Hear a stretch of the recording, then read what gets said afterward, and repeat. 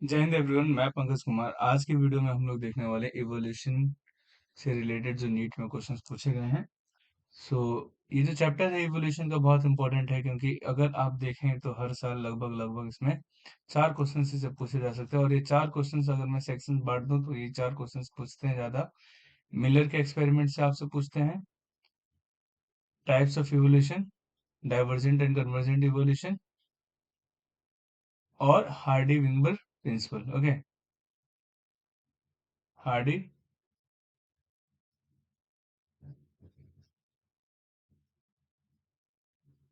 Principal. तो ये important topics है जिससे ये क्वेश्चन पूछते हैं। इवोल्यूशन में डाइवर्जेंट और कन्वर्जेंट इवोल्यूशन से ज्यादा क्वेश्चन पूछते हैं। तो अगर आप क्वेश्चन देखेंगे तो पहला क्वेश्चन इसमें मिलर के एक्सपेरिमेंट, यूरे और मिलर के एक्सपेरिमेंट से ही पूछा गया है। तो पहला एक्सपेरिमेंट इसने पूछा है, क्वेश्चन पूछ रहा है कि from his experiment S L Miller produced amino acid by mixing of the following in a closed flask.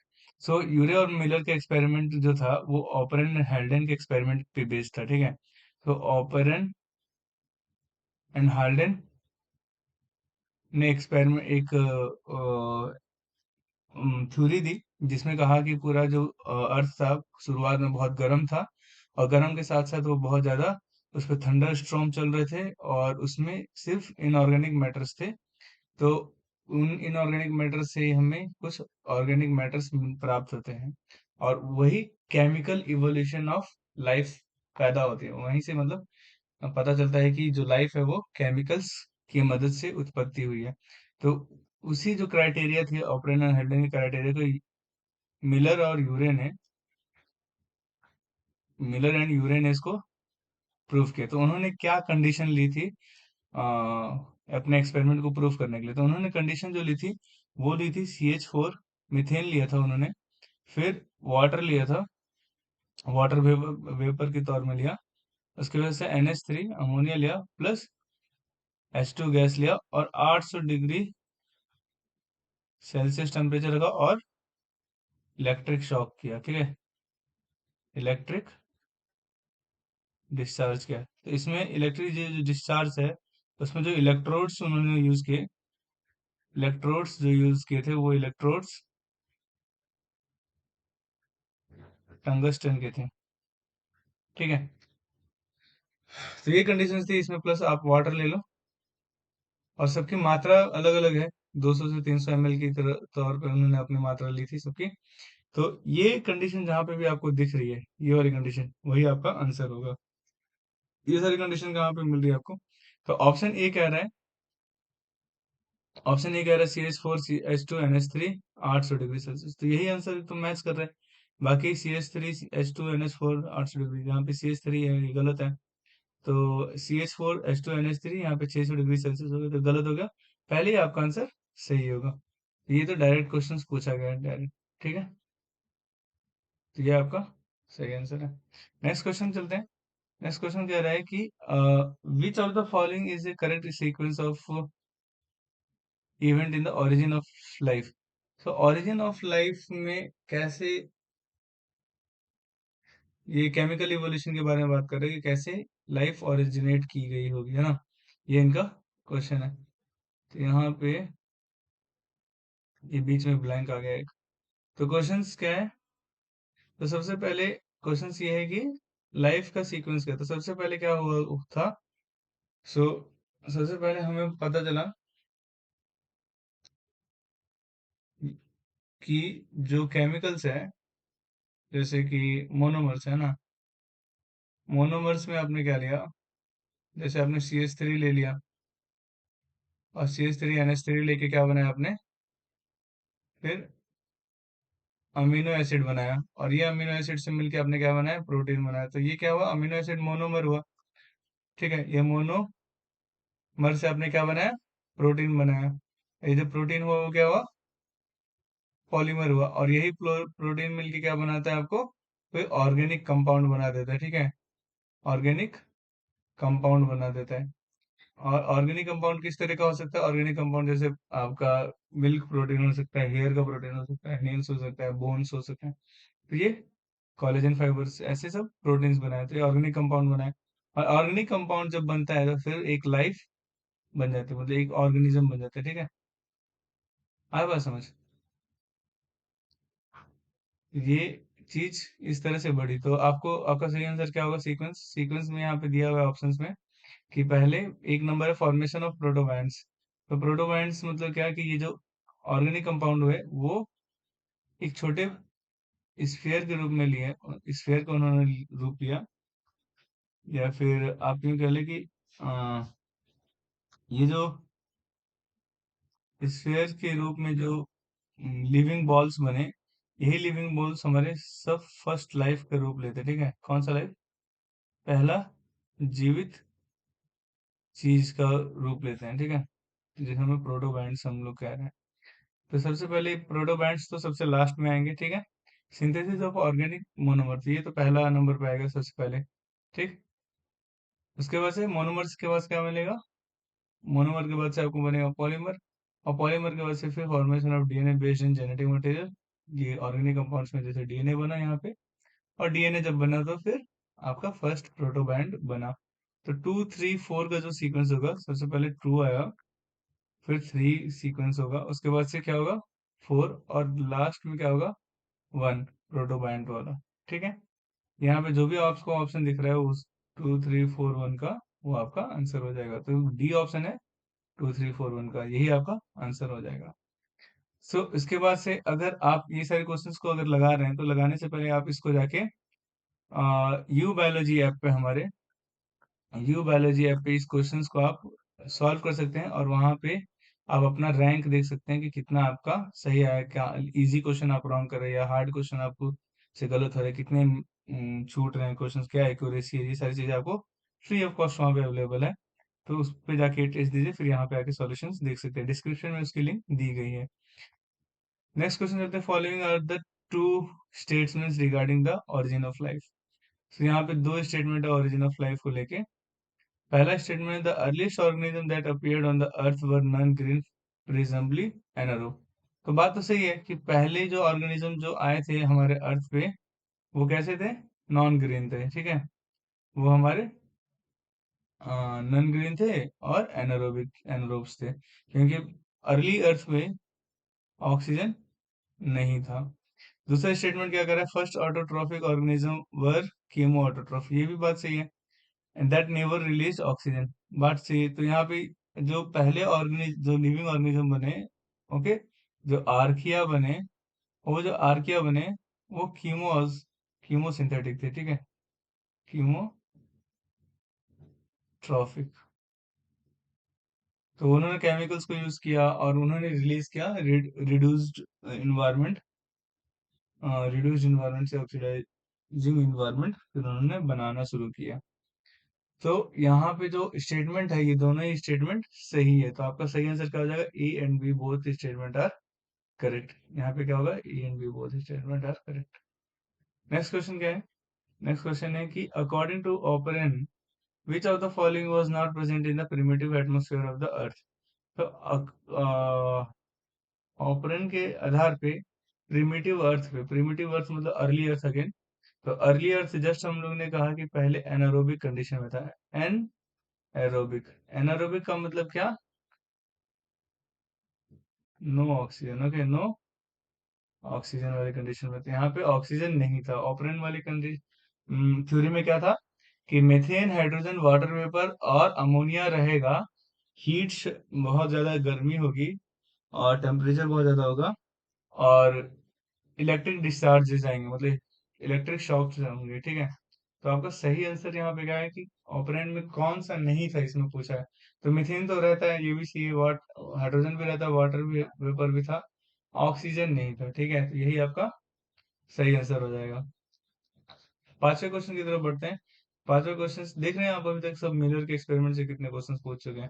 ये पांचवें भी मिलर के एक्सपेरिमेंट से। तो which of the following amino acid was not found to be synthesised in Miller experiment. तो Miller के experiment में कौन सा अमीनो एसिड नहीं मिला हमें, नहीं मिला था। तो इसमें एक्चुअल में जो मिलर के एक्सपेरिमेंट में मिला, जो हमें अमीनो एसिड्स मिले, वो अमीनो एसिड्स एस्पार्टिक एसिड था, ठीक है, ग्लूटामिक एसिड था, ग्लाइसिन था, वैलिन भी था, सीरीन था, और एलेनिन था, एलानिन था। देन हमें कुछ और भी अमीनो एसिड्स मिले।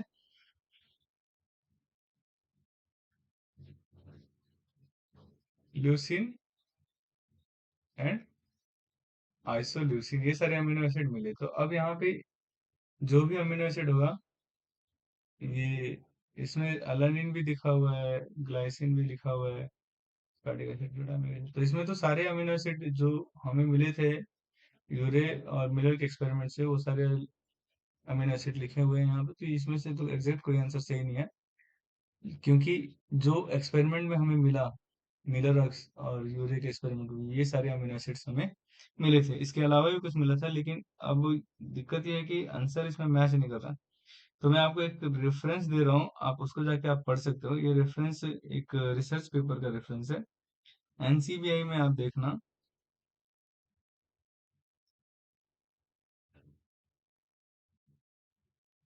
तो आप एक बार जाके खुद से भी इस पेपर को पढ़ सकते हैं। लेकिन इस क्वेश्चंस के अकॉर्डिंग ये क्या होगा आंसर, इस पे हम लोग एक बार चर्चा कर लेते हैं, ठीक है। सो पीएमआईडी आप डालना, ये रिसर्च पेपर का नंबर होता है, या आईडी आप समझ लीजिए, 2447313 5। तो इतना ज्यादा रिसर्च पेपर आपको पढ़ने की जरूरत नहीं है, लेकिन मैं ये बताना चाहता हूँ कि हमें एनसीईआरटी को फॉलो करना होता है, ठीक है। तो एनसीईआरटी के हिसाब से अगर आप चलते हैं, तो फिर हमें जो आंसर होगा वो ग्लूटामिक एसिड आपका आंसर होगा, ठीक है। ग्लूटामिक एसिड यहाँ पे नहीं पाया गया, बट कोई भी ऑप्शन यहाँ पे मैच नहीं कर रहा है। बट एनसीईआरटी को फॉलो करें तो हमें ग्लूटामिक एसिड को क्लिक करना होगा। नेक्स्ट क्वेश्चन क्या है, which of the following refer to the correct example in organism which have evolved due to the change in environment brought about by anthropogenic action। So यहाँ पे जो term लिखा है एंथ्रोपोजेनिक एक्शन, एंथ्रोपोजेनिक एक्शन का मतलब आप समझते क्या है? तो एंथ्रोपोजेनिक एक्शन का मतलब कि एक रैपिड सैलिटेशन होता है, rapid change in which cause to a evolution, that is a rapid और sudden change which turns into a new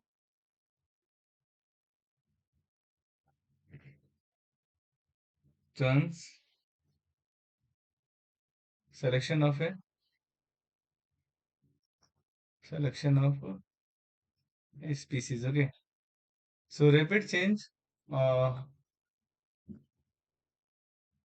जिसकी वजह से एक सर्टेन स्पीसीज बहुत अचानक से सेलेक्ट हो जाते हैं, और वही कम समय में एक नया इवोल्यूशन आपको देखने को मिलता है किसी भी, और किसी भी एक पॉपुलेशन में। तो अगर आप देखें तो डार्विन का यहाँ पे ऑप्शन दिया हुआ है, पहले Darwin finches of the Galapagos Iceland.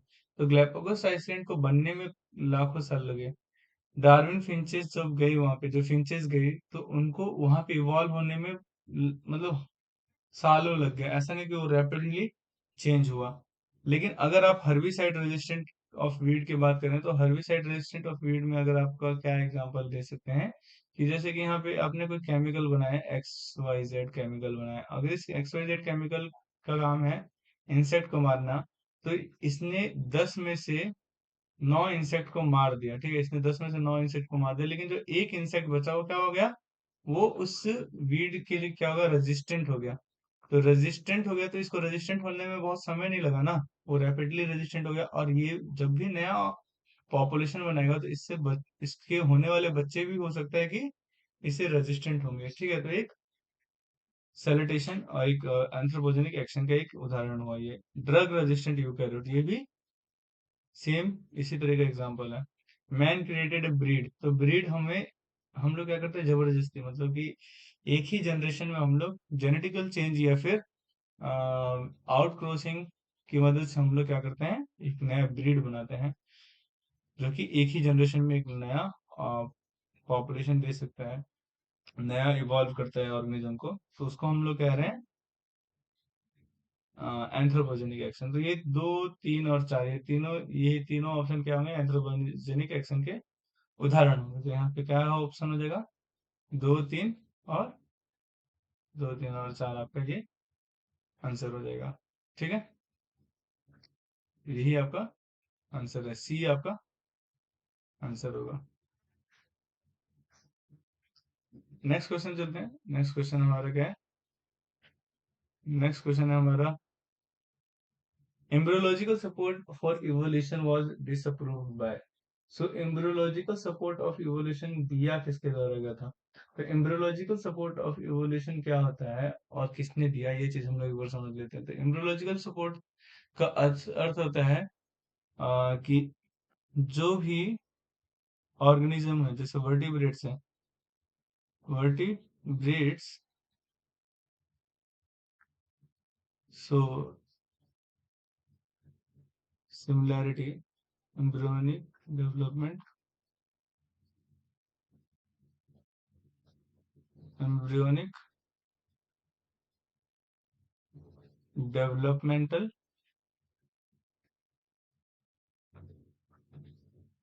Similarity.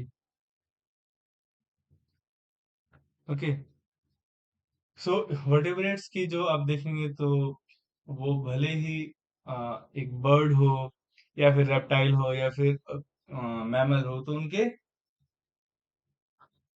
Tales भी होते हैं, नोटोकॉर्ड भी होते हैं ड्यूरिंग एम्ब्रियोनिक डेवलपमेंट। तो वो एक कनेक्टिंग लिंक है एम्ब्रियोनिक इवोल्यूशन का। ठीक है, बट इसको देने वाले का नाम था हैकल। ओके, और सबसे पहले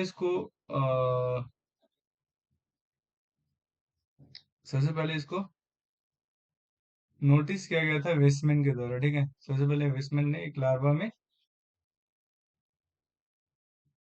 लार्वा में उसको नोटिस किया था। ठीक है, तो अर्नेस्ट हेकल ने इसको डिस्कवर्ड किया, इसको समझाया कि ये चीज है क्या, है ना। उसके बाद से क्या था, उसके बाद से हमारे एक साइंटिस्ट आए, उन्होंने कहा, उन साइंटिस्ट का नाम है von Baer. Ernst von Baer ने कहा कि भाई ऐसा है कि जो एम्ब्रियोनिक डेवलपमेंट होता है वो कभी भी मॉर्फोलॉजी, एडल्ट मॉर्फोलॉजी को रिप्रेजेंट नहीं करता, है ना। इन्होंने क्या किया, embryonic evolution can not pass through adult characters. Okay, adult, तो वो एडल्ट कैरेक्टर्स के थ्रू पास नहीं होता, तो इन्होंने ही इसकी प्रूफ, इसको डिस्कार्ड कर दिया था। ठीक है, and Wallace, Charles Darwin, operon का अलग एक्सपेरिमेंट है। तो इसका आंसर क्या होगा आपका, Karl Ernst von Baer. Next option क्या है, नेक्स्ट क्वेश्चन है कि flippers of the penguin dolphin are example of. तो ये तो आपका दोनों का क्या काम होता है, पेंगुइन का जो फ्लीपर्स है और डॉल्फिन का जो फिन है, दोनों कैसे हैं, कन्वर्जेंट इवोल्यूशन है। कैसे होंगे, क्योंकि वो काम एक ही काम करते हैं, किसमें, तैरने में, है ना। ठीक, तो इसका आंसर क्या होगा, कन्वर्जेंट इवोल्यूशन। कन्वर्जेंट इवोल्यूशन का मतलब क्या होता है, कन्वर्जेंट इवोल्यूशन का अर्थ होता है कि जो दिखने में सामान्य हो लेकिन उनका ओरिजिन अलग हो। ठीक है, क्या लिखेंगे आप, दिखने में सामान्य है but origin different, function same. Okay, origin different होगा लेकिन फंक्शन सेम होगा। आया बात समझ। तो नेक्स्ट क्वेश्चन क्या है, the similarity of the bone structure in the four limbs of many vertebrate is an example of. So जो बहुत सारे वर्टिब्रेट में जो फोर लिम्स जो होता है वो सिमिलर होता है। ठीक है, सिमिलर होता है किसका, वर्टिब्रेट्स का फोर लिम्स। तो ये एग्जांपल किस चीज का, एग्जांपल ऑफ, अब जो भी वर्टिब्रेट है, जैसे कि आप बर्ड्स को ले लो, है ना, बर्ड्स को ले लो, चीता को ले लो, मैन को ले लो, तो इनके जो फोर लिम्स है, इसमें फोर लिम्स उड़ने का काम करता है बर्ड में, चीता में दौड़ने का, मैन में रोटी तोड़ने का, मतलब पकड़ने के लिए, है ना। तो ये कैसे एग्जांपल हो, फंक्शन डिफरेंट है लेकिन ओरिजिन सेम है। इसमें भी रेडियस हलना होगा, इसमें भी रेडियस हलना होगा, इसमें भी रेडियस और हलना बोन बोन्स होंगे, ठीक है। तो फंक्शन डिफरेंट हो जाएगा। है बस समझ, वर्ड में क्या काम करता है, उड़ने का, function different, function different, origin same. ये किसको कहते हैं हम लोग, इसका इस ये है हमारा डाइवर्जेंट इवोल्यूशन। Got it. ये डाइवर्जेंट इवोल्यूशन हमारा होता है।